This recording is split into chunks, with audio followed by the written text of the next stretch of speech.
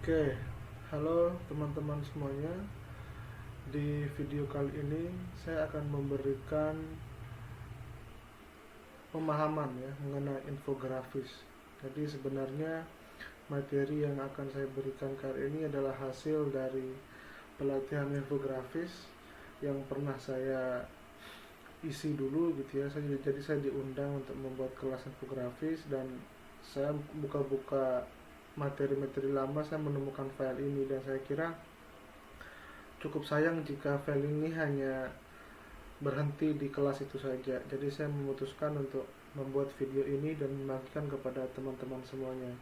Siapa tahu ilmunya bisa bermanfaat dan kalian yang sedang belajar desain atau ingin membuat infografis minimal punya gambaran mengenai apa itu infografis. Oke, ini kita lanjut ke slide berikutnya. Jadi apa itu infografis gitu ya. Nah, infografis itu sendiri merupakan gabungan dari dua unsur kata, yakni informasi dan grafis, gitu ya.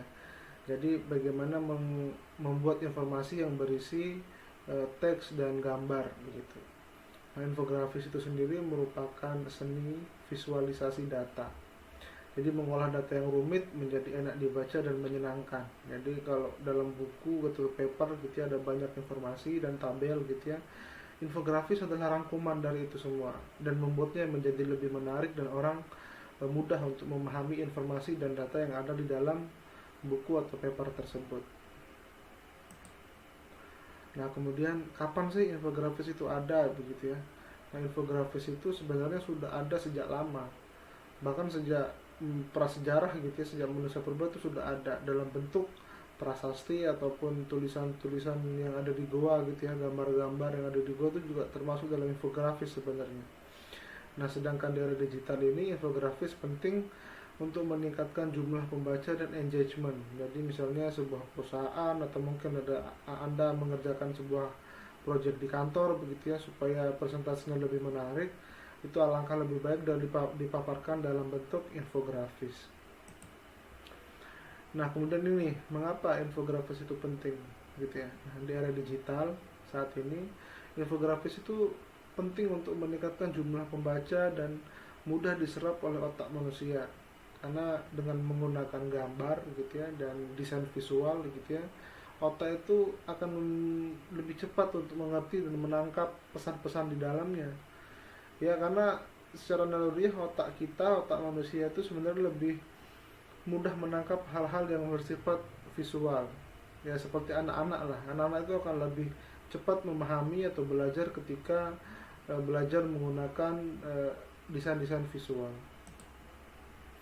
Kemudian tujuan dari infografis ya, jadi ada beberapa tujuan orang atau kita ketika ingin membuat infografis. Yang pertama itu menginformasikan cara ya.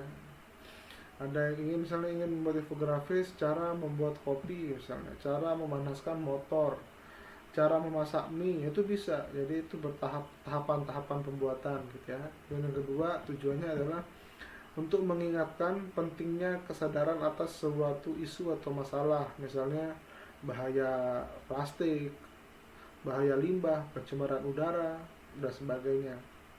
Kemudian infografis juga bisa bertujuan untuk membandingkan suatu objek ya atau suatu kondisi, misalnya perbedaan di era SBY atau era Jokowi misalnya. Kalau di Jakarta perbedaan di era Ahok, di era Anies Baswedan, itu juga bisa ditampilkan dalam bentuk infografis. Yang terakhir itu adalah mengisahkan cerita yang panjang hanya dalam satu gambar, atau ini timeline ya, atau kronologi. Misalnya timeline kecelakaan misalnya ya, jadi bisa ditampilin tuh runut atau kronologisnya, jadi jam berapa ngapain gitu, jam berapa ngapain itu juga bisa ditampilkan dalam bentuk infografis. Untuk lebih lanjut kita lihat slide berikutnya. Nah, ini adalah beberapa kategori, jadi saya menggolongkannya menjadi 5 kategori infografis. Yang pertama itu adalah infografis yang sifatnya kronologis ya, ada rentang waktu di situ. Yang kedua, infografis alfabetis gitu ya. Yang ketiga adalah infografis berupa geografis, misalnya ada data daerah, data denah atau pencemaran COVID misalnya di Indonesia itu berapa gitu ya, itu juga bisa menggunakan infografis kategori ini. Yang kedua adalah kategoris, dan yang ketiga adalah infografis hierarkis gitu ya. Nah, ini yang paling penting yang harus teman-teman pahami, saya kira ya, ini adalah macam-macam infografis ya. Jadi ayo siapkan diri lebih dulu. Yang pertama, infografis data atau diagram ya. Jadi infografis ini digunakan untuk menyampaikan banyak jenis data. Jadi data-data yang biasanya berupa berbagai variabel gitu ya, berbagai fakta atau data yang ada ditemuan di lapangan, kemudian ingin disampaikan dalam hal yang lebih sederhana, tampilan yang lebih simple. Nah, bisa menggunakan infografis model seperti ini. Jadi bisa berupa data jumlah, persentase gitu ya, tergantung apapun objek dari infografis yang ingin dibuat. Kalau dalam contoh ini adalah ketahanan pangan gitu ya. Nah, untuk membuat infografis diagram seperti ini dibutuhkan minimal ada 3 hal. Yang pertama itu ragam data ya, misalnya harus ada berbagai ragam datanya. Kalau di sini ketahanan pangan ada berupa padi, jagung, kedelai, kelapa sawit, karet, kakao gitu ya. Nah, teman-teman minimal harus membuat tiga contoh di sini, atau 3 variabel yang ingin ditampilkan. Kalau misalnya ingin menampilkan infografis dalam hal jumlah pembelian motor metik misalnya ya, teman-teman bisa membandingkan tuh, ada dari kalau Mio berapa gitu ya, Vario berapa gitu ya, kemudian kalau dari Suzuki itu berapa. Jadi tiga-tiganya itu berapa yang terbeli selama sepanjang tahun 2022 misalnya, atau 2021. Itu bisa teman-teman buat dalam bentuk diagram. Nah, kemudian tentunya adalah informasi yang ada di dalam infografis itu. Dan yang ketiga adalah software atau aplikasinya. Nah, ini saya akan buat software atau aplikasi yang bisa digunakan untuk membuat infografis di part 2 dari video ini. Teman-teman tunggu saja videonya ya. Nah, yang ini adalah informasi berupa infografis informatif. Sore ini gambarnya kayaknya korup ya. Informatif. Yang kedua ini digunakan untuk menyampaikan suatu informasi ya. Misalnya informasi berupa kejadian-kejadian yang terjadi. Misalnya sekarang lagi hangat nih invasi Rusia ke Ukraina begitu ya. Teman-teman bisa membuat infografis seputar kejadian tersebut. Misalnya apa yang melatar belakangi invasi Rusia ke Ukraina, bagaimana kondisi di sana begitu ya. Teman-teman bisa membuat itu dalam bentuk infografis juga. Nah, yang ketiga, infografis berupa timeline.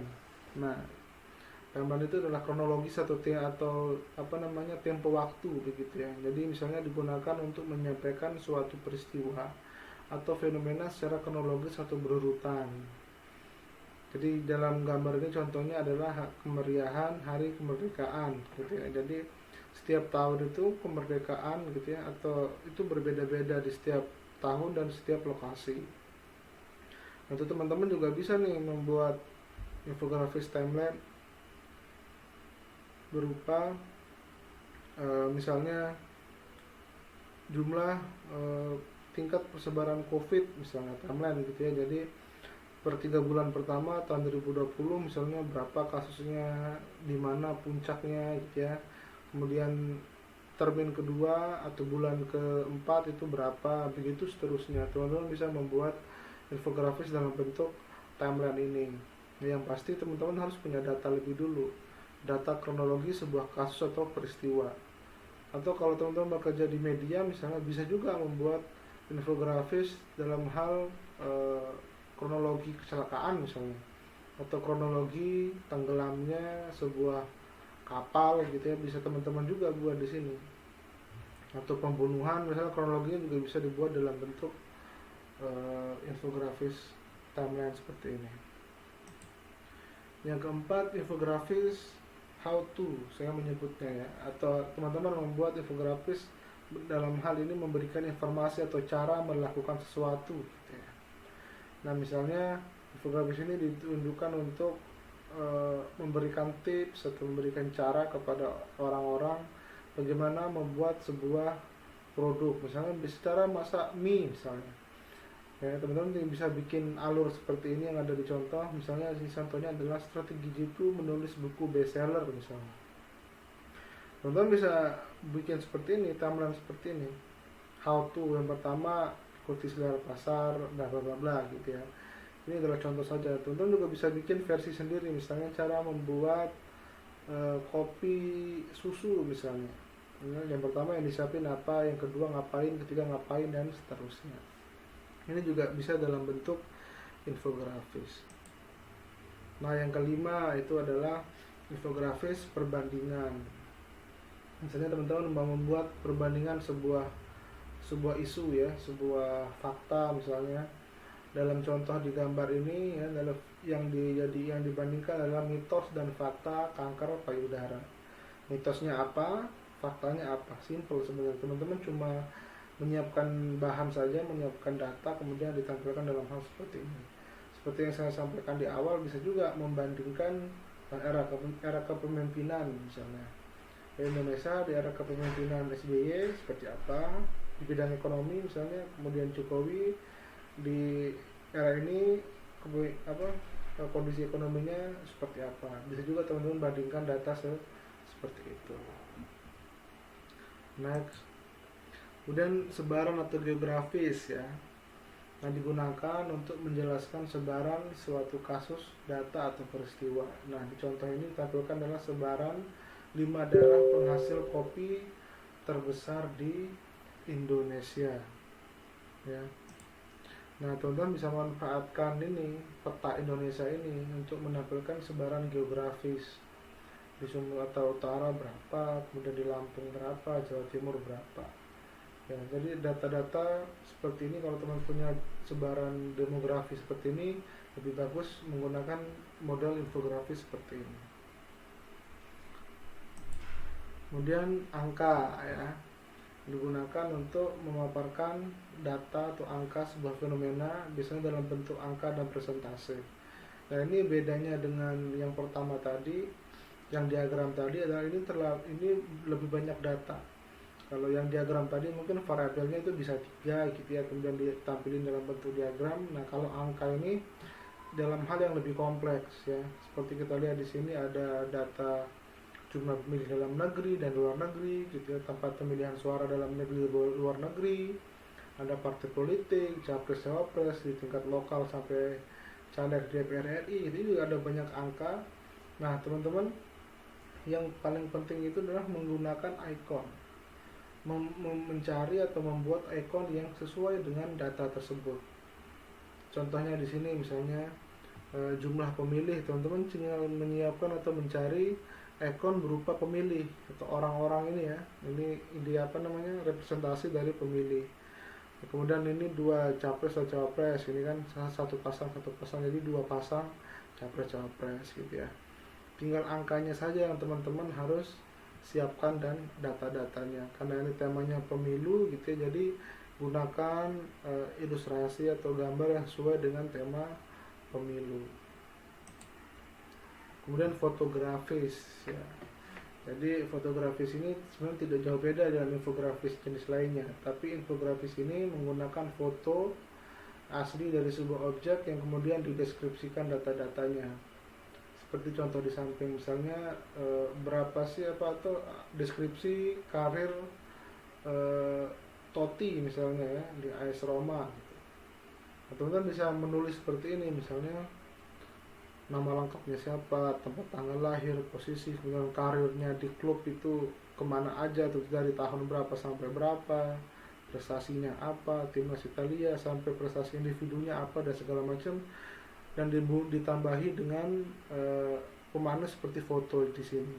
Ini merupakan infografis dalam kategori fotografis begitu ya. Oke. Jadi sekian untuk video kali ini.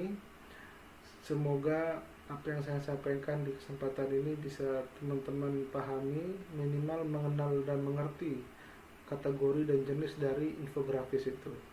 Oke, sampai jumpa di video kedua untuk penjelasan cara membuat infografis yang komplit dan tentunya berkualitas. Sekian dari saya, terima kasih dan bye-bye.